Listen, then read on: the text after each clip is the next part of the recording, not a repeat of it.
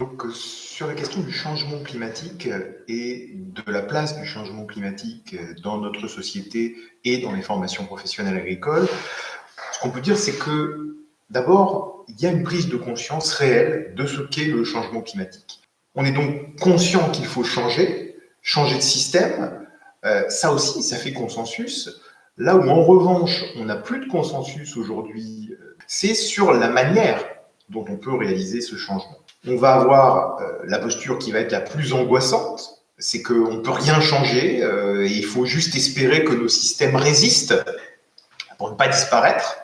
Et puis des postures qui vont être beaucoup plus proactives, mais aussi génératrices d'incertitudes, c'est-à-dire il faut tout changer, et la reconception de système, elle est poursuivie comme étant un objectif, bien entendu, mais un objectif dont les résultats ne sont pas acquis, et on est évidemment sur une posture qui maximise aussi les incertitudes. Bien entendu, entre ces deux postures, celle de la plus angoissante à la plus proactive, mais en même temps incertaine, eh bien, on a toutes les gradations possibles d'approches qui vont apparaître. Les jeunes se projettent bien sur une évolution dans le temps long face au changement climatique, qui s'inscrit comme une réalité de leur vie. C'est quelque chose dont ils ont parfaitement conscience. Heureusement, il y a un certain optimisme chez les jeunes. Le monde peut changer, il y a des solutions, mais en même temps, ces solutions techniques qu'on peut imaginer dans notre métier ne sont pas la réponse à tout. Il y a plein de choses qui dépendent d'autres secteurs, d'autres facteurs, et qui font que l'inexorabilité de la situation continuera de se présenter. À quoi est-ce que cela nous conduit? Ça nous conduit d'abord à vouloir matérialiser encore plus, c'est-à-dire illustrer en fait le changement climatique dans l'environnement immédiat des jeunes. Qu'est-ce qui a déjà changé dans votre vie en raison du changement climatique, ici, maintenant? Et qu'est-ce qui, à coup sûr, changera encore à l'avenir? C'est-à-dire redonner de la certitude dans un environnement plein d'incertitudes.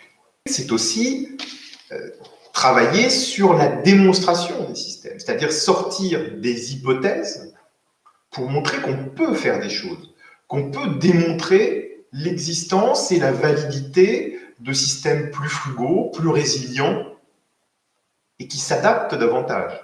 Ces évolutions techniques, elles sont parfois très disruptives, évidemment, mais pour autant, elles ne choquent pas les jeunes.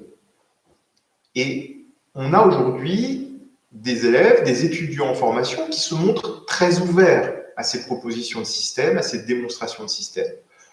Autant 10 ans en arrière, c'était parfois conflictuel de parler du bio dans une classe, autant aujourd'hui, parler de ce passé d'irrigation, ou bien cultiver du millet, des lentilles, du pois chiche dans la Beauce, ça ne choque pas grand monde dans une classe.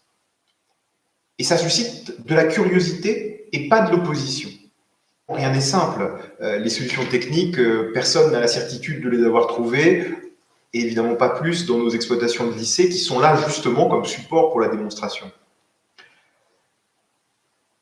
Les jeunes, évidemment, ont bien conscience que ces solutions ne sont peut-être pas celles qu'il faudra, celles qui marcheront, mais en même temps, on a un contexte qui est presque libérateur pour cette génération. C'est une génération d'agriculteurs qui, pour une fois, va échapper au lourd héritage patriarcal de l'agriculture. Et c'est un phénomène qui est finalement assez ancré dans l'inconscient des jeunes. On voit bien qu'ils ont cette certitude qu'ils ne peuvent pas et qu'ils ne doivent pas faire comme leurs parents, et que leurs parents aussi en ont conscience. Et ça, c'est un vrai changement. On passe d'une génération ou deux générations d'agriculteurs qui s'installaient parfois avec une sensibilité et l'idée qu'il fallait qu'ils fassent autrement que la génération d'avant eux, mais avec une génération d'avant eux qui ne comprenait pas ce changement. À une génération aujourd'hui qui a conscience toujours qu'elle doit faire différemment de ses aînés, et en même temps des aînés qui fondent l'espoir que leurs enfants sauront faire autrement. Et ça ouvre véritablement à sans doute une accélération des changements et des reconceptions de systèmes par les générations à venir. Et on peut être relativement optimiste, en tout cas sur ce point-là.